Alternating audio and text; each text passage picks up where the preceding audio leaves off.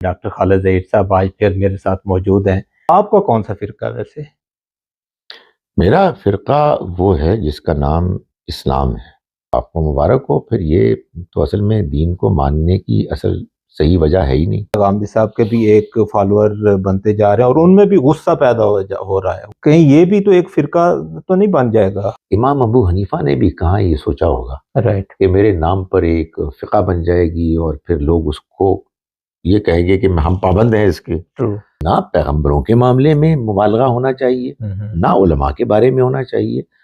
دین کو سمجھو اور اپنے ذہن سے سمجھو۔ جو 72 فرقے ہیں وہ اور ہیں، رائٹ، اور 73واں جو ہم ہیں وہی ہے کہ جو حق پر ہے، اور ہم جنت میں جائیں گے۔ ٹھیک ہے، بندہ مار دیتے ہیں، جلا دیتے ہیں۔ مسلمانوں میں یہ رویہ دین کو صحیح طریقے سے نہ سمجھنے کی وجہ سے ہے۔ جو لوگ دین کو پیش کرنے والے ہیں ان میں سے اکثر و بیشتر کے اندر عدم برداشت ہے۔ مسلمان کو اگر یہ بات دل سے سمجھ میں آ جائے کہ یہ کتاب اللہ کی کتاب ہے، اس کے بعد الہاد کہاں جائے، کہاں سے ہے؟ باتوں میں سب سے مضبوط بات قرآن کی بات ہے۔ جی، بسم اللہ الرحمن الرحیم۔ خواتین حضرات، نامور اسکالر جناب ڈاکٹر خالد ظہیر صاحب آج پھر میرے ساتھ موجود ہیں، اور ہم ایک سیریز کر رہے ہیں جس کا آج تیسرا پروگرام ہم ریکارڈ کرنے جا رہے ہیں۔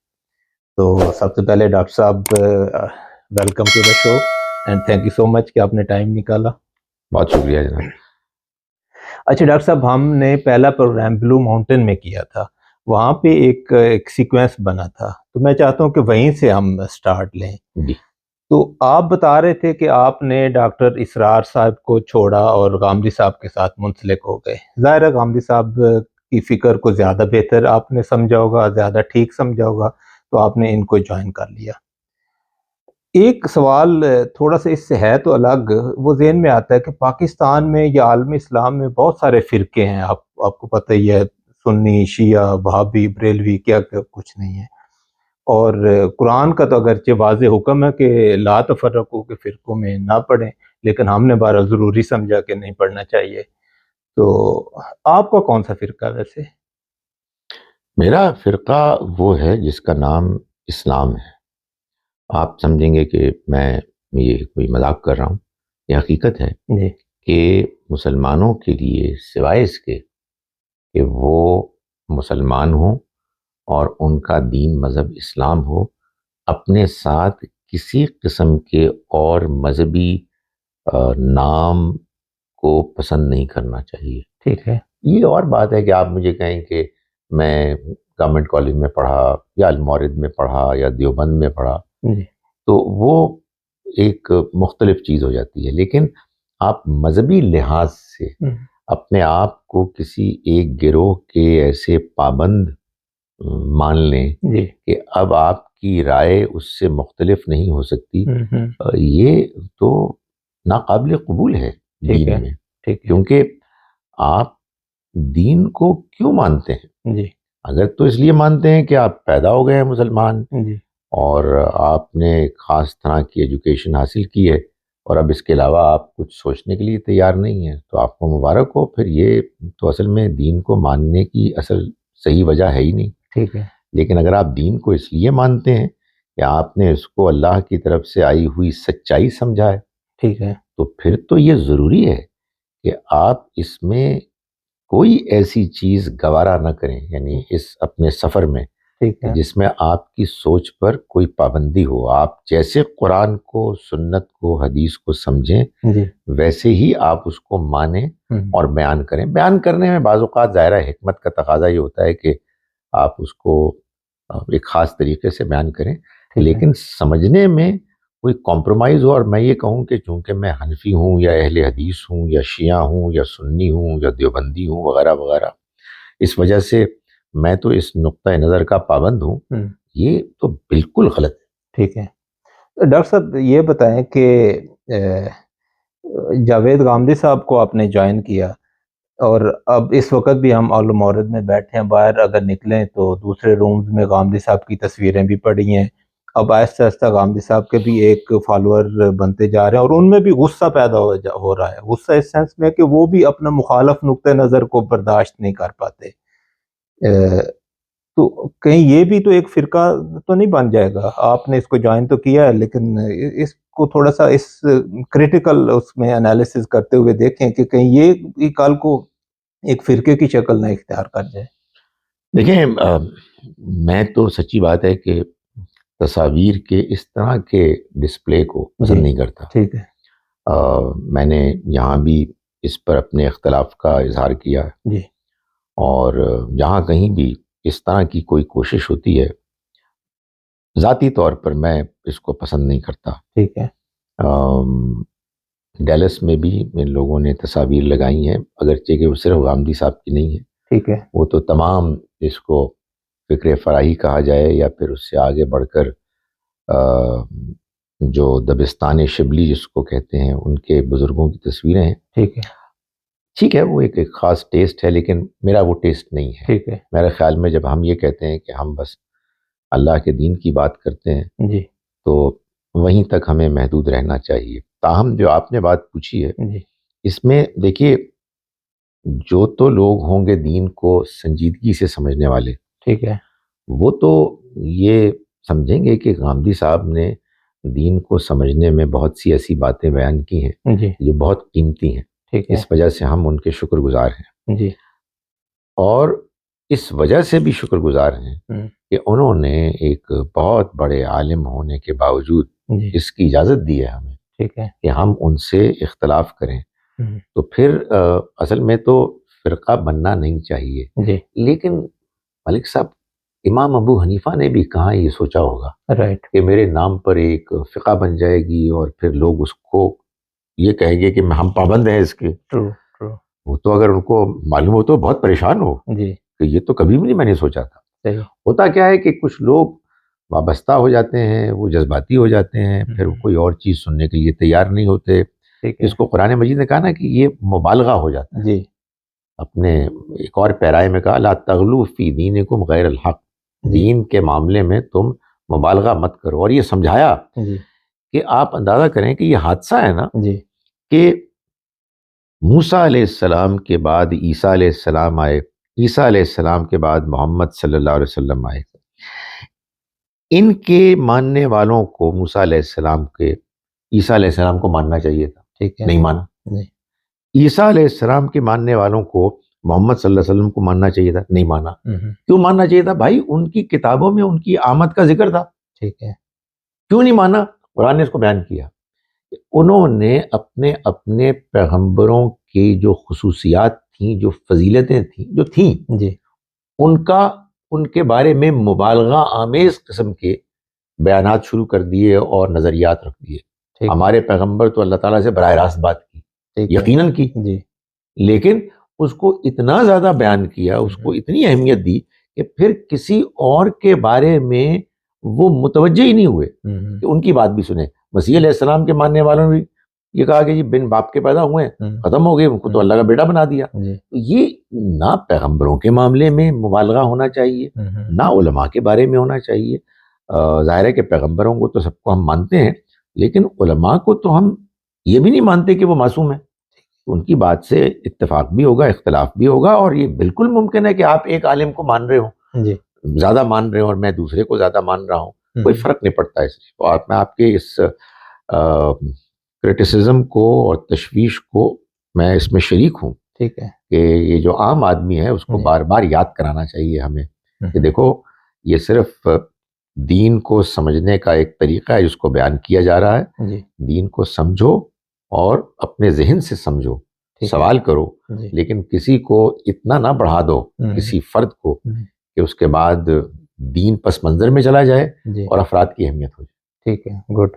ڈاکٹر صاحب اسی ضمن میں ایک حدیث بھی ہمیں ملتی ہے کہ حضور پاک نے فرمایا کہ 72 فرقے ہوں گے اور ایک فرقہ جو ہے وہ جنت میں جائے گا، تو یعنی فرقہ ہی جنت میں جائے گا۔ تو یہاں پہ بھی تو ایک تفریق نظر آتی ہے، تو آپ کیسے اس پہ تبصرہ کریں گے؟ ملک صاحب، حدیث کو دیکھنے کے بہت سے مختلف اینگلز ہو سکتے ہیں۔ جی اس حدیث کے بارے میں دو الگ الگ تبصرے کروں گا.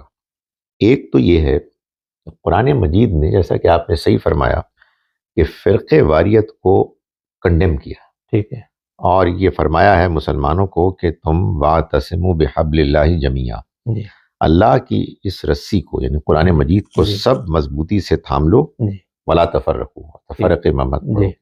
ایک اور مقام پر نبی صلی اللہ علیہ وسلم کو فرمایا کہ آپ کا ان لوگوں سے کوئی واسطہ نہیں, ٹھیک ہے, کہ جو جنہوں نے اپنے دین کو فرقوں میں بانٹ دیا. ٹھیک ہے, یہ کیسے ممکن ہے جی کہ وہ پیغمبر کے جو یہ پیغام لے کر آئے ہیں وہ ایک ایسی بات کہیں کہ جو بنیاد بن جائے فرقے واریت کی.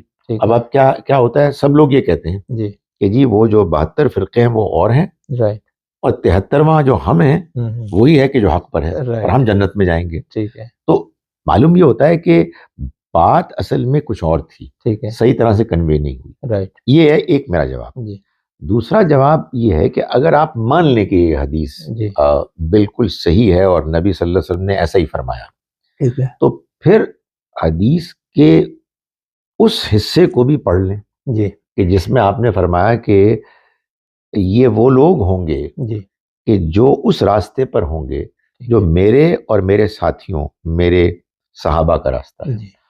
اگر اس بات کو مان لیا جائے حدیث میں تو اس کا مطلب تو میں یہ سمجھتا ہوں کہ یہ اب کسی ایک فرقے کا ذکر نہیں ہو رہا, یعنی یہ نہیں ہو رہا کہ بریلوی جائیں گے باقی نہیں جائیں گے, یا دیوبندی جائیں گے اور باقی نہیں جائیں گے.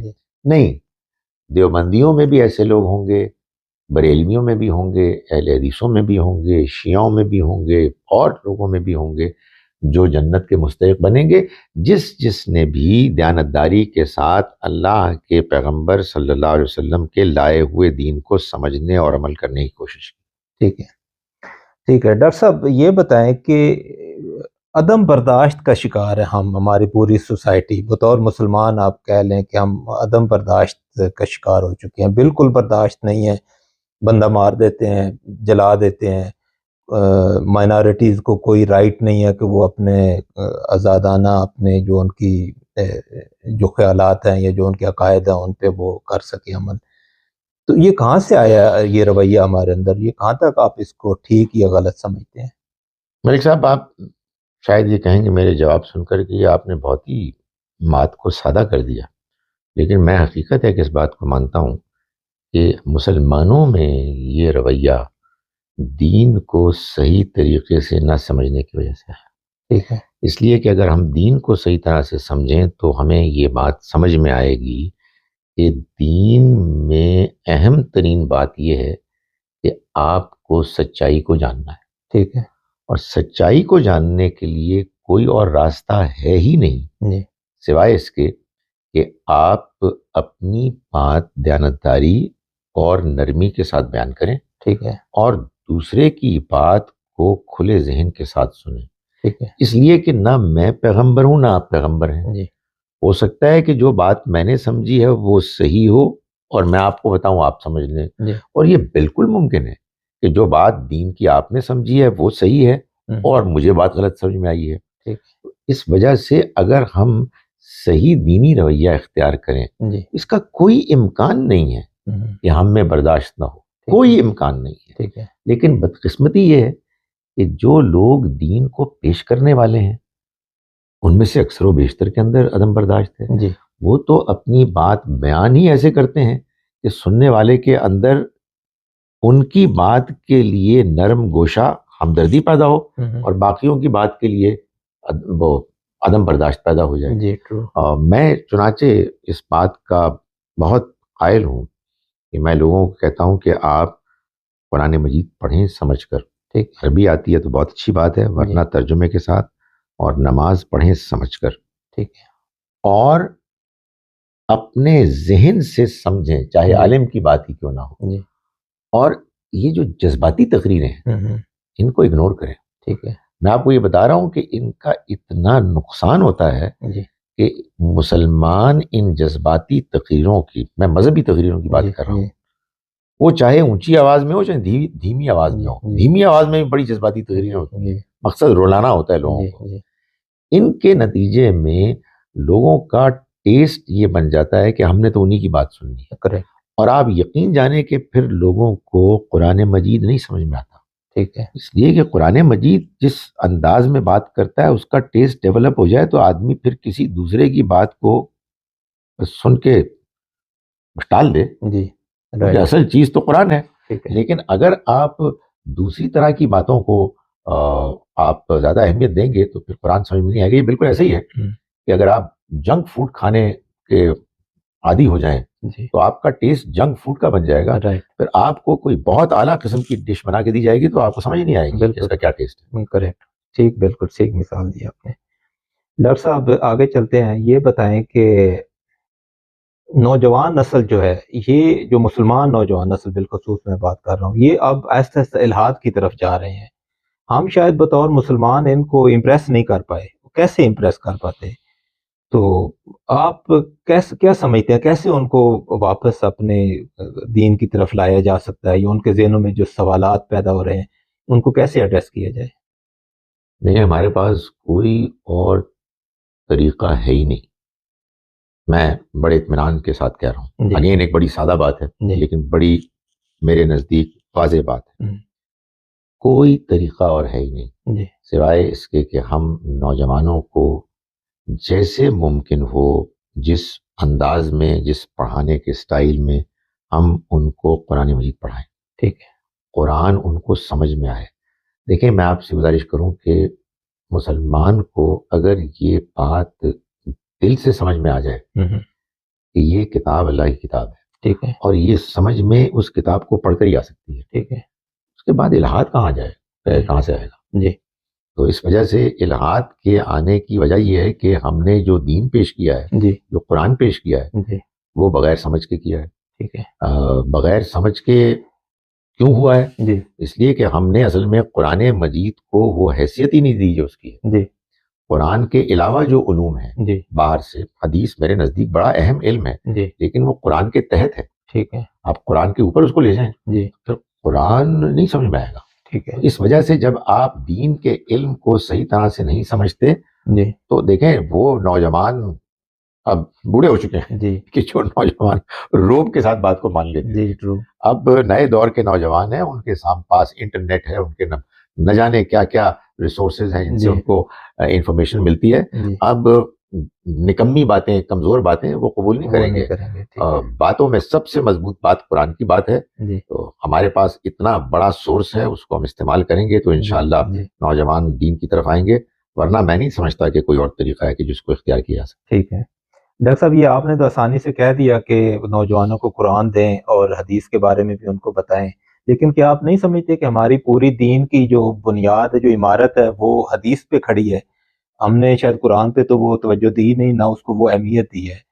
تو اس سے کیسے یہ توازن قائم رہ ہی نہیں سکتا جب آپ قرآن کو اس طرح بھلا چکے ہیں؟ تو ایک سا بات یہ ہے کہ چاہے نوجوانوں کا معاملہ ہو, چاہے ہمارے حدیث سے متاثر مسلمانوں کا معاملہ ہو, چاہے غیر مسلموں کا معاملہ ہو, سب کا حل ایک ہی ہے.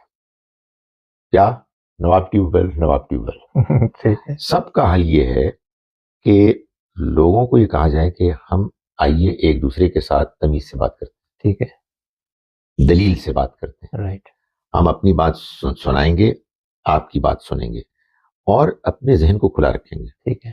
میں حیران ہوتا ہوں کہ مسلمان سب سے زیادہ شور مچا رہے ہیں, نعرے لگا رہے ہیں, جلد سے جلوس کر رہے ہیں, اور کوئی ذرا سی ان کے خلاف بات کرے اس کو مارنے کے لیے پیچھے پڑ جاتے ہیں, مار دیتے ہیں یا جلا دیتے ہیں. ایسے مسلمان کو اگر پتہ لگے کہ اس کے پاس یہ دین برحق ہے اور یہ کتاب ہے جو تمام انسانوں کے لیے اللہ نے نازل کی ہے, اور تمام انسانوں کو متاثر کرنے کے لیے اس کے اندر بہت کچھ سامان بندوبست موجود ہے, تو وہ سب سے زیادہ کوشش کریں کہ لڑائی جھگڑا ختم ہو, ٹھیک ہے, ایک دوسرے کے ساتھ تو تکار ختم ہو, تحمل سے بات کریں, نرمی سے بات کریں. میرا یہ خیال ہے کہ ہمیں اپنی بہت سی انرجیز اور بہت سی انویسٹمنٹ اس پہ کرنی چاہیے کہ ہم دنیا میں امن کو عام کریں, اور ایک دوسرے کے ساتھ نرمی اور علمی انداز میں ایکیڈیمک ڈائیلاگ کو جاری کریں.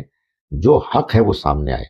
اگر یہ ہوگا تو معاملہ ٹھیک ہوگا, ورنہ تو آپ صحیح کہہ رہے ہیں کہ جو ہمارے ہاں عدم برداشت ہے جی وہ تو ہوتی رہے گی. عدم برداشت کیوں ہوتی ہے؟ جی معلوم ہے کیوں ہوتی ہے؟ میں آپ کو ایک سادہ سی بات بتاتا ہوں. اگین سادہ بات. جی آپ نے مجھ سے سوال پوچھا, جی آپ نے مجھے آج بھی آپ نے کہا تھا یار جو آپ بات کریں میں آپ کو کیسے روک سکتا ہوں, ٹرو یہ بہت نمایاں کوئی بہت پتہ نہیں کیا کہتے ہیں, آپ ایک عالم سے آپ گفتگو کرا رہے ہیں. جی شاید یہ آپ کی چینل کی ضرورت ہے, کیونکہ اگر آپ مجھے کم بتائیں گے لوگ دیکھیں گے کیوں. لیکن میں آپ سے ایسی گزارش کروں کہ فرض کیجیے کہ میرے اندر یہ خناس ہے, جی یار میں بہت زبردست اسکالر ہوں, یہ ملک مصطفیٰ مجھ سے سوال کر رہے ہیں.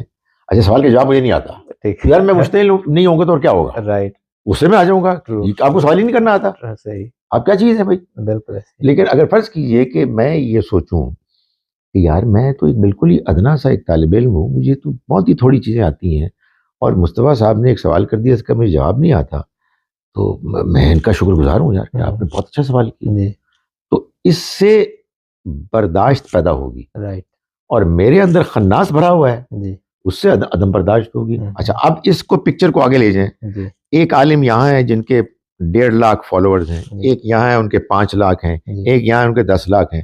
آپ اس کو کیسے ختم کر سکتے ہیں؟ اگر وہ ان کے خلاف کوئی بات کریں, وہ کہ یار یہ میرے لوگ جا رہے ہیں, رائٹ تو ان کے سامنے ان کے خلاف بات کریں گے, اپنے کراؤڈ کے سامنے, وہ اپنے کراؤڈ کے سامنے کریں گے. یار یہ تو بڑی عجیب بات ہے یار. ٹرو اگر آپ دیانتداری سے دین کے خادم ہیں, سچائی کے طالب ہیں, جی نرمی سے بات کریں, اپنی غلطی کا اعتراف کریں, اپنی بات کمزور ہے اس کو مان لیں, اللہ آپ سے راضی ہوگا, دنیا آپ کی اچھی ہوگی, آخرت آپ کی اچھی ہوگی. کس چکر میں پھنس گئے ہو اے مسلمانوں؟ بالکل صحیح میں اس یقین کے ساتھ یہ آواز بلند کر رہا ہوں ملک صاحب جی کہ بہت تھوڑے لوگ یہ دیکھیں. ٹھیک ہے, لیکن دعا ہے کہ زیادہ سے زیادہ دیکھیں انشاءاللہ. تاکہ آپ کا جو یہ نیک پیغام ہے یہ زیادہ لوگوں بھائی تک پہنچے. Thank you so much doctor صاحب. خواتین حضرات آپ نے پروگرام دیکھا, اگر کوئی فیڈ بیک ہو, کوئی سوال ہو تو ضرور لکھیں, ہم ڈاکٹر صاحب کے سامنے رکھیں گے. ہمیں اجازت دیں, انشاءاللہ نیکسٹ ایپیسوڈ کے ساتھ پھر حاضر ہوں گے. اللہ حافظ.